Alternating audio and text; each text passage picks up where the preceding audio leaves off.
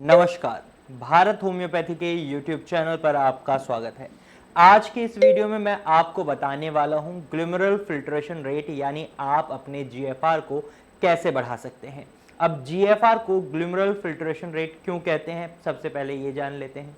Glomerular filtration rate कहने का reason ये है कि आपकी किडनी में ग्लोमेरुली नाम का एक फिल्टर होता है, कैपिलरीज होती हैं ये, जिनकी मदद से आपकी किडनी आपके ब्लड में जो भी वेस्ट मटेरियल होते हैं उनको साफ करके यूरिन के थ्रू बॉडी से बाहर निकाल देती है। और इसी वजह से ग्लोमेरुलर फिल्ट्रेशन रेट इसे कहा जाता है, क्योंकि जो आपकी ग्लोमेरुली होती है वो मेन फिल्टर की तरह आपकी बॉडी में, आपकी किडनी में काम कर रही होती है। तो ऐसे में अब आपको समझ आ गया कि इसे ग्लोमेरुलर फिल्ट्रेशन रेट क्यों कहते हैं। और वहीं GFR की बात करें तो GFR हर एक किडनी पेशेंट के लिए बहुत इंपॉर्टेंट हो जाता है, क्योंकि अगर किसी भी पेशेंट का GFR कम होता है तो उन्हें डायलिसिस या किडनी ट्रांसप्लांट जैसी सिचुएशन पर जाना पड़ सकता है। और ये दोनों ही सिचुएशन काफ़ी डेंजर होती हैं, काफ़ी पेनफुल होती हैं और काफ़ी एक्सपेंसिव होती हैं। तो ऐसे में हर किडनी पेशेंट ये चाहता है कि वो अपना GFR रेट यानी ग्लोमेरुलर फिल्ट्रेशन रेट बढ़ा ले, ताकि उसे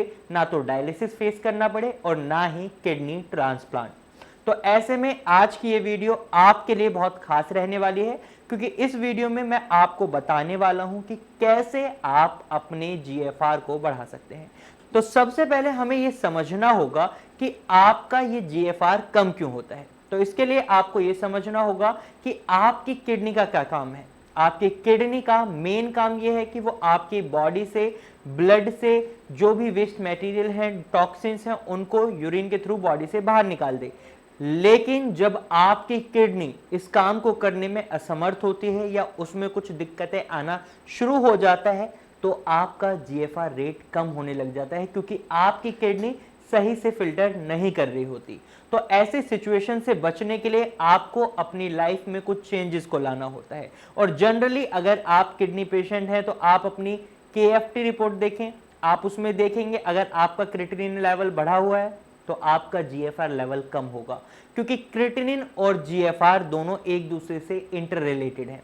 अब जब आपका क्रिएटिनिन लेवल बढ़ता है तो आपका GFR लेवल कम होता है। तो अब आपको क्या काम करना है, आपको अपने क्रिएटिनिन लेवल को कम करना है ताकि आपका GFR लेवल उठ सके। अब क्रिएटिनिन क्यों बढ़ता है जब आपका GFR लेवल डाउन होता है, क्योंकि आपकी जो किडनी की फिल्ट्रेशन रेट है वो कम हो चुकी है। तो इसी वजह से आपकी बॉडी में क्रिएटिनिन का लेवल बढ़ने लगा है और आपकी किडनी सही अमाउंट में क्रिएटिनिन को यूरिन के थ्रू बॉडी से बाहर नहीं निकाल पा रही। तो ऐसी सिचुएशन में आपको ऐसी चीजों का खास ध्यान रखना है कि जो आपकी बॉडी में क्रिएटिनिन बनाते हैं आप उनको अवॉइड करें। जैसे कि अगर आप अपनी डाइट में बहुत ज़्यादा प्रोटीन खाते हैं तो आपको उसको अवॉइड करना होगा। अगर आप बहुत ज़्यादा नॉनवेज डाइट खाते हैं तो आपको उसको बिल्कुल अपनी डाइट से हटा देना है। आपको प्लांट बेस्ड प्रोटीन को प्रेफर करना होगा, यानी आप दालें खा सकते हैं, आप डेयरी प्रोडक्ट्स की बात करें तो आप दूध भी पी सकते हैं, लेकिन ये पर्सन टू पर्सन डिपेंड करता है कि आपका क्रिएटिनिन लेवल क्या है, आपका GFR लेवल क्या है। उसके अकॉर्डिंग ही पेशेंट अपनी डाइट में कोई भी चीज़ इंक्लूड कर सकते हैं और कोई भी चीज़ उन्हें एक्सक्लूड करनी पड़ सकती है। तो इसलिए आप सबसे पहले इस बात का खास ध्यान रखें कि आपकी एक्चुअल सिचुएशन क्या है, आप उसके अकॉर्डिंग अपनी डाइट में बदलाव लाएं।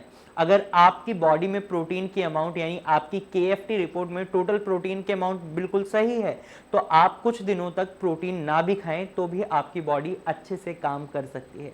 लेकिन वहीं अगर आपकी बॉडी में प्रोटीन की अमाउंट बहुत कम है तो ऐसे में अगर आप प्रोटीन नहीं खाएंगे तो आप बहुत ज़्यादा कमज़ोर महसूस करेंगे। तो ऐसे में आप प्लांट बेस्ड प्रोटीन खा सकते हैं, जैसा कि अभी मैंने आपको बताया दालें, और दालों में भी मूंग दाल सबसे बेस्ट ऑप्शन है आपके लिए। अब आपको इतना समझ आ गया कि आपको अपने क्रिएटिनिन लेवल को कम करना है। अब क्रिएटिनिन लेवल को कम करने के लिए आप क्या कर सकते हैं, आप अपनी बॉडी से क्रिएटिनिन को किस तरीके से निकाल सकते हैं।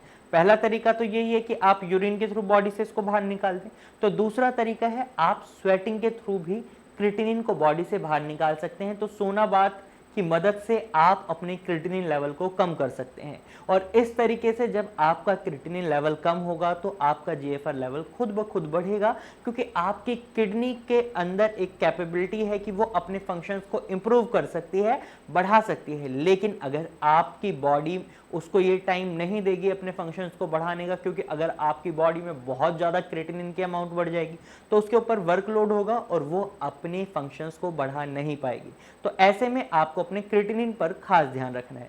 दूसरा, अगर आपका ब्लड प्रेशर हमेशा बढ़ा रहता है तो आपको आपके ब्लड प्रेशर को भी कम करना होगा। आप ऐसी कोई भी चीज ना खाएं जिसमें बहुत ज्यादा नमक हो या जो आपके ब्लड प्रेशर को बढ़ा दे, क्योंकि अगर आप ऐसी चीजें खाते हैं तो इससे आपकी किडनी का डैमेज बढ़ेगा, और जब आपकी किडनी का डैमेज बढ़ेगा तो आपका जीएफआर लेवल हमेशा कम होगा, क्योंकि आपकी जो किडनी में जो फिल्टर्स हैं, ग्लोमेरुलरी है, उस पर डैमेज जा रहा है, और जब उस पर डैमेज जा रहा है तो आपका जीएफआर रेट कभी बढ़ ही नहीं सकता। तो ऐसे में आपको ऐसी कोई भी चीज नहीं खानी जो आपकी बॉडी में ब्लड प्रेशर लेवल को बढ़ा दे। तीसरी चीज जो आपको करनी है, आपको अपने शुगर लेवल्स का बहुत खास ध्यान रखना है, क्योंकि जब भी किसी भी व्यक्ति की किडनी खराब होती है तो उसके दो कारण सबसे ज्यादा देखे जाते हैं। एक तो हाई ब्लड प्रेशर, जो अभी मैंने आपको बताया, दूसरा हाई शुगर लेवल यानी डायबिटीज।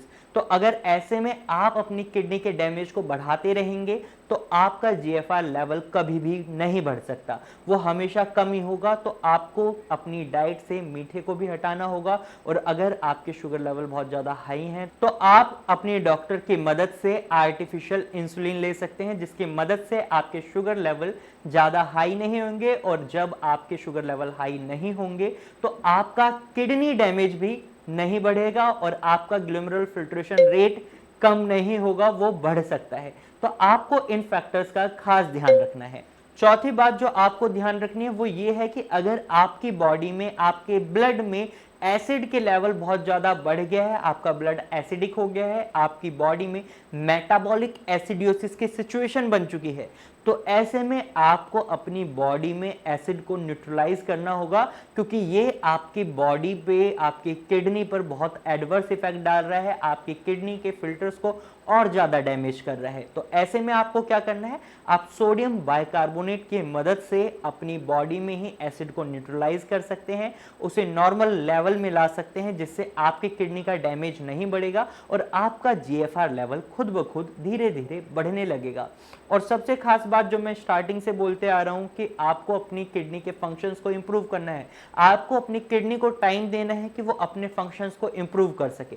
अब आप सोच रहे होंगे कि मेरी किडनी जो खराब है वो फंक्शंस को कैसे इंप्रूव करेगी, तो मैं आपको एक एग्जांपल दे देता हूं।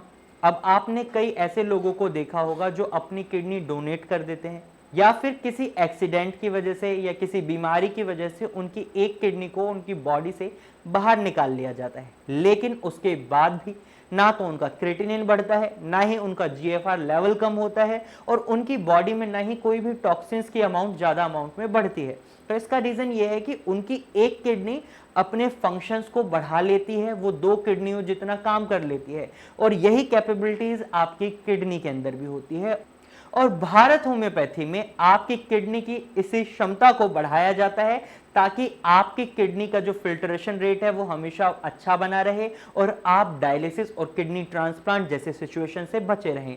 तो अगर आप किडनी के पेशेंट हैं और आपको लगता है कि आपका क्रिएटिनिन लेवल कम नहीं हो सकता, आपका जीएफआर लेवल बढ़ नहीं सकता, तो आप गलत हैं। भारत होम्योपैथी में आने के बाद कई किडनी पेशेंट्स जिनका क्रिएटिनिन लेवल बहुत ज़्यादा हाई था, आज उनका क्रिएटिनिन लेवल नॉर्मल रेंज में है और वो एक नॉर्मल लाइफ जी रहे हैं।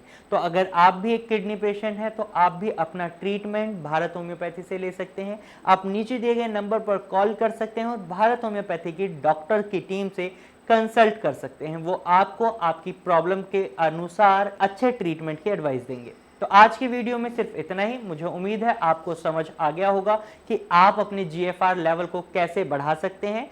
तो अगर आपको ये वीडियो सही लगी है तो आप इस वीडियो को लाइक करें। अगर आपको ये जानकारी यूजफुल लगी है तो आप इसे अपने दोस्तों और रिश्तेदारों के साथ जरूर शेयर करें। और अगर आप ऐसे ही इंफॉर्मेटिव वीडियोस और देखना चाहते हैं तो आप हमारे चैनल को अभी सब्सक्राइब करें। Thank you for watching.